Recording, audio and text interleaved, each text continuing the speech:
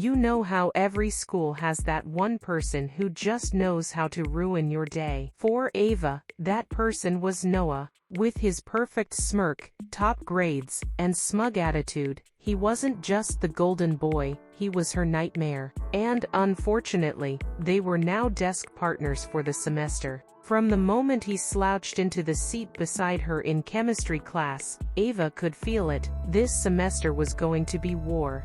"Don't mess with my notes," she snapped the first day, pulling her notebook away. "Relax, sunshine," Noah grinned. "I wasn't going to steal your doodles." Ava clenched her jaw. He called her sunshine. It wasn't a compliment. The truth was, they used to be friends. Back in middle school, before Noah became Mr. Popular and forgot she even existed. Before he started dating cheerleaders and acting like he owned the school. Now, he was back in her life, seated next to her, charming the teacher and poking fun at her every chance he got. And she hated how everyone loved him, especially when he aced the test she had studied a week for. "Nice job," she muttered bitterly as he waved his perfect score in the air. "You too," he said, glancing at her grade, a B-. He didn't even smirk that time, but something was off that day. Noah didn't seem as smug. In fact, after class, he lingered. "Hey, you wanna study together next time?" he asked. Ava blinked. "What way?" He shrugged. "Figured we're stuck with each other anyway." She Sholby said no. She wanted to say no, but instead, she muttered, "Fine, just don't touch my highlighters." That night, something strange happened. They actually studied and laughed. And for the first time in years, Ava didn't totally hate him.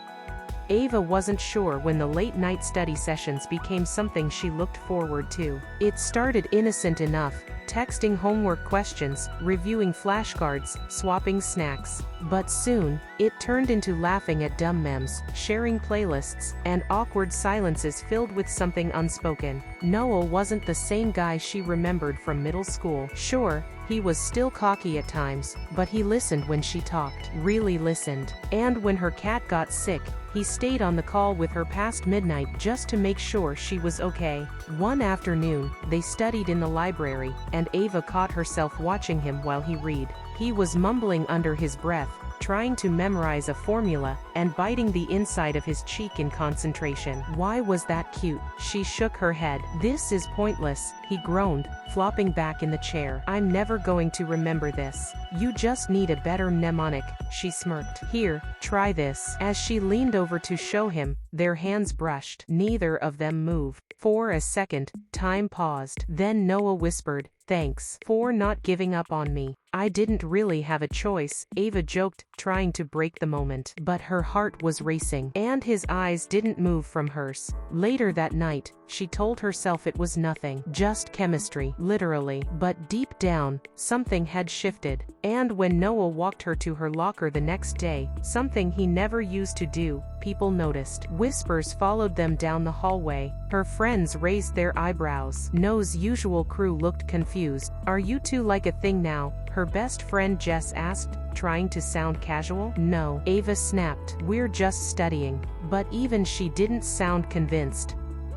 As the whispers spread, so did the tension. Ava tried to ignore it, but things weren't the same anymore. People stared. Her friends teased. Noah's ex, Kayla, the school's drama queen, cornered her at lunch. "Careful, nerd," Kayla sneered. "Noah plays nice, but he gets bored fast." Ava rolled her eyes, but the words stung. Was she being played? She confronted Noah after class. "Is this a joke to you?" she demanded. "What? No." He looked genuinely confused. "Then why does it feel like I'm a punchline?" He took a step closer. "Because people talk." "Screw them, Ava. I don't care what they think. I only care about." He stopped himself. "About what?" she pushed. But he just shook his head. "Forget it." Later that week, they ended up studying again, alone in the school library during a storm. Thunder echoed outside as the lights flickered. Ava closed her book, heart pounding. "Noah, just be honest with me. What is this?" He didn't answer immediately. Instead, He looked at her, like he was seeing her for the first time. I hated you, you know, he said quietly. Because you always reminded me of who I used to be before I started pretending. Ava frowned. Pretending what? He stepped closer. That I didn't care about school, about people, about you. Silence. Then, so slowly, he leaned in. Their faces were inches apart. And then, libraries closing in 10 minutes, the librarian's voice cut through the moment like a blade. They both jolted back. No kiss, not yet. But the air between them was thick with everything left unsaid. Ava thought she could keep hating Noah. Every time he walked into the classroom, she wanted to roll her eyes or throw shade.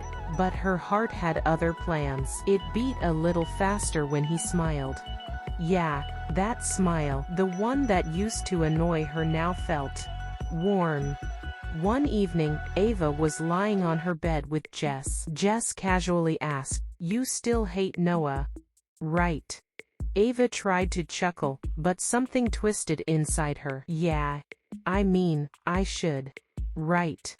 Jess tilted her head. Ava, I know you. When you hate someone, you never talk about them. But you talk about Noah every single day. Ava buried her face in a pillow. Jess just smirked and let it go. But that night, Ava couldn't stop wondering, was this still hate or something more? The next day, the teacher assigned a surprise group project. And, of course, Ava was paired with Noah. She gave him a quick glance, ready for battle. But Noah only said, "Think we can survive this without a fight?" She narrowed her eyes. Doubt it, but maybe worth trying. Working together felt different. Noah was funnier than she remembered. Smarter, kinder. At one point, while laughing about something silly, Ava realized how easy it felt being around him. And that scared her even more, because now, she wasn't sure what scared her more, getting close to him, or the fact that she might actually be falling for him. Even though the project went great, Ava started pulling back. She told herself it was just a phase, just confusion. Noah didn't say much at first, but his stares grew colder. Then he stopped trying. He became distant, detached, and that hurt more than any insult ever had. One afternoon, Jess said, "You can't keep lying to yourself. Either admit there's something between you two, or watch it disappear." That night, Ava finally whispered to herself, "I like Noah, not just because we stopped fighting, but because when I'm with him, I feel like me." But maybe it was too late. The next day, Ava saw Noah in the library, with another girl. She turned to leave, heart sinking, but then, "Ava." It was his voice. She turned. He stepped closer, awkward tension between them. "You're not talking to me anymore?" he asked softly. Ava took a breath. "I just didn't know what to do with what I was feeling." Noah smiled, just a little. "So, you felt it too?" Ava and Noah sat on the school steps, side by side, watching the sunset. Everything felt quiet, peaceful. The war between them was over. Ava said softly, "If you told me I'd fall for my worst enemy, I would have laughed in your face." Noah chuckled. "If someone told me last year we'd be stargazing together, I wouldn't believe it either." Between laughter and silence, he asked, "So, what happened? How'd we go from enemies to this?" Ava looked up at the sky. Maybe hate was just fear in disguise. And love is what happens when you finally take the mask off. And that night, without needing more words, Noah gently took her hand in his. If you enjoyed this story, please like the video, subscribe for more, and share it with your friends. Thanks for watching and supporting Melika Stories. See you in the next one.